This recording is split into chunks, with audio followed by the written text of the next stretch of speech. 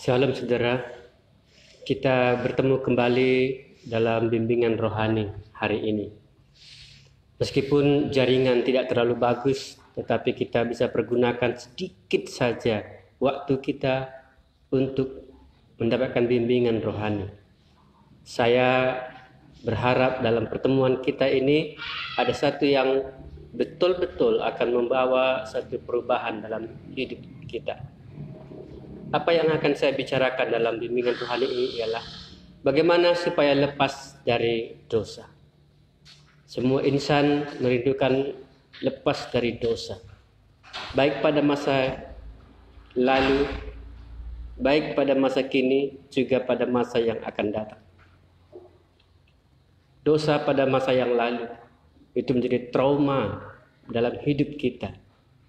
Kita tidak bisa lepas dari ingatan-ingatan masa lalu, luka-luka batin. Berapa banyak orang hari ini terikat dengan dosa masa lalunya, dosa masa mudanya, masa kanak-kanaknya. Jikalau kita menyadari hal ini, pasti kita ingin bebas dari situ. Pasti kita ingin lepas dari ingatan-ingatan itu, yang bisa menjadi mimpi buruk bagi kita. Pengalaman masa lalu di mana kita dalam kegelapan itu, tanpa sadar kita telah melakukan dosa. Tapi hari ini, mau tidak mau, kita pasti akan menerima akibatnya. Bahkan hari ini kita terus berbuat dosa karena dosa pada masa yang lalu. Hari ini banyak orang belum bisa lepas dari dosa itu. Perkataan yang kotor selalu keluar dari mulutnya, sikap yang kasar, berbohong, mencuri. Berapa banyak hari ini orang melakukan dosa itu? Karena dosa itu terus ada di dalam hidupnya. Bukan hanya di pikirannya, tapi di dalam hatinya. Dosa itu terus ada. Dosa beranak dosa. Pada masa yang akan datang juga, kita akan terus berbuat dosa itu. Karena kita belum lepas. Karena kita belum bebas. Betapa mengerikan jikalau pada masa yang akan datang pun kita akan berbuat dosa lagi. Kita sudah tahu di depan ada jurang, tapi kita terus berjalan ke dalam jurang itu. Kita sudah mengerti itu racun, tapi kita selalu akan menikmatinya. Dan kita tahu itu jerat, tapi kita memasukinya. Betapa malang nasib orang-orang yang sudah tahu itu dosa, tapi dorong saja. Apa yang terjadi? Firman Tuhan mengingatkan kita. Ada sebuah lembaran, dosamu itu akan menimpa kamu. Saudara-saudara, dalam kitab Bilangan dicatat dalam firman Tuhan. Tuhan ingatkan kepada umat Israel. Tuhan ingatkan kepada anak-anak Tuhan. Tetapi jika kamu tidak berbuat demikian, sesungguhnya kamu berdosa kepada Tuhan. Dan kamu akan mengalami bahwa dosamu itu akan menimpa kamu. Alkitab mencatat, dosamu itu akan menimpa kamu. Mungkin dulu kita belum menyadari. Mungkin hari ini baru kita sadar. Tapi kita belum bisa lepas dari dosa itu. Itulah sebabnya bimbingan rohani ini hadir. Supaya saudara-saudara dibimbing. Supaya bisa lepas dari dosa itu. Upah dosa ialah maut. Alkitab mengatakan demikian. Belum pernah dosa itu membawa kebahagiaan. Belum pernah dosa itu membawa kenikmatan. Belum pernah dosa itu membawa damai sejahtera. Sebaliknya, justru dosa mendatangkan maut. Dosa mendatangkan kegelisahan, kegalauan. Dosa menimbulkan curiga yang mendalam. Betapa mengerikan jikalau kita terus dalam dosa itu. Dari sejak lahir kita sudah berdosa, dan sampai sekarang masih dalam dosa. Sampai masa tua, sampai mati pun tetap dalam dosa itu. Kira-kira apa akibatnya? Upah dosa ialah maut akan tergenapi. Dosamu itu akan menimpa kamu. Disinilah kita perlu sadar, mencari jalan keluar. Bagaimana supaya kita lepas dari dosa itu?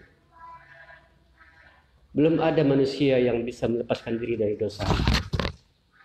Belum ada orang tua yang sanggup melepaskan anaknya dari dosa.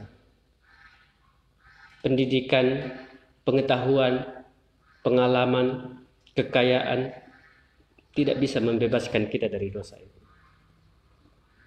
Itu sebabnya orang-orang hari ini berusaha sekeras mungkin melalui kebaikan, melalui agama, kesalehan, berusaha untuk menolong sesamanya dengan harapan semoga dengan demikian dosa saya bisa diampuni, saya bisa lepas dari dosa itu. Tapi tidak ada yang bisa menyelesaikan dosa itu. Alkitab mengatakan hanya satu solusi. Sebab karena kasih karunia kamu diselamatkan oleh iman. Itu bukan hasil usaha tapi pemberian Allah. Dalam arti bahwa kita membutuhkan kasih karunia Allah, kemurahan Allah. Kita membutuhkan pengampunan dari Allah. Di mana kita bisa menemukannya?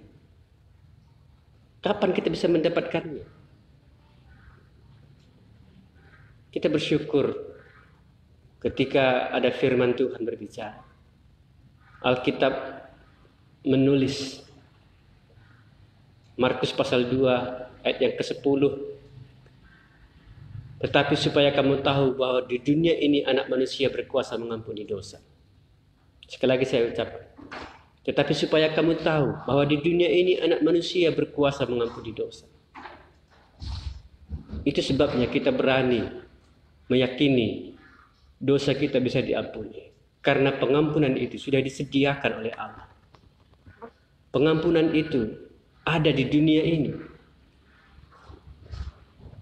Kelepasan dari dosa itu adalah di masa hidup kita di dunia ini. Yesus suatu hari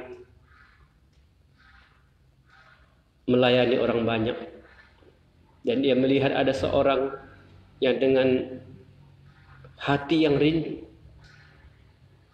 untuk disembuhkan. Meskipun harus digotong dengan 4 orang melalui atap rumah, orang itu rela asal bertemu dengan Yesus. Iman yang demikianlah yang dilihat oleh Tuhan Yesus. Sehingga ia berkata langsung kepada orang yang lumpuh itu, "Hai anakku, dosamu sudah diampuni." Hai anakku, dosamu sudah diampuni. Inilah yang Tuhan Yesus lakukan. Ia mengampuni dosa orang. Saya kira bukan hanya dosa orang itu diampuni, dosa semua orang, dosa saudara dan saya.